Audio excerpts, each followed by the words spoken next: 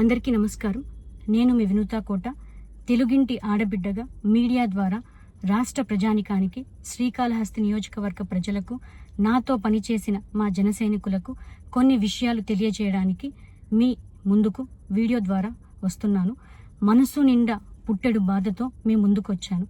మేము చేయని తప్పుకి మేము జైలుకు వెళ్ళినందుకు కూడా నాకు బాధ లేదు, కానీ మేము చంపాము అని మీడియా ఛానల్లో ప్రచారం చేయడం నాకు చాలా చాలా చాలా బాధ వేసింది. అతని చావులో మా ప్రమేయం లేదని గౌరవ కోర్టు భావించింది కాబట్టే నాకు 19 రోజుల్లో బెయిల్ వచ్చింది. సబ్సిక్వెంట్లీ 1 నెలలో మా అందరికీ బెయిల్ వచ్చింది. మేము ఫారెన్లో లక్షల జీతాలు వదులుకొని రాజకీయాల్లోకి వచ్చింది ప్రజలకు సేవ చేయడానికి, కానీ మనుషుల ప్రాణాలను తీయడానికైతే కాదు. అలాంటి మనస్తత్వం మాది కాదు. ఈ కేసులో మాకు ఎలాంటి సంబంధం లేదని గౌరవ కోర్టులో మేము నిరూపించుకొని క్లీన్ చీట్తో తప్పకుండా ఈ కేసు నుండి బయటకు వస్తాం.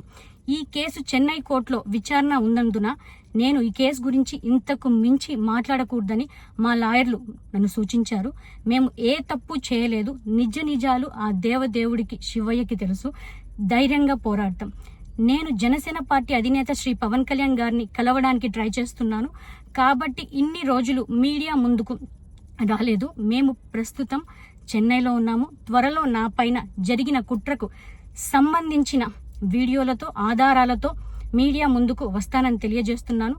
న్యాయం ఎప్పటికైనా గెలుస్తుంది. ఖచ్చితంగా న్యాయం వైపు ప్రతి ఒక్కరు నిలబడతారని భావిస్తున్నాను. సత్యమేవ జయతే. జై హింద్.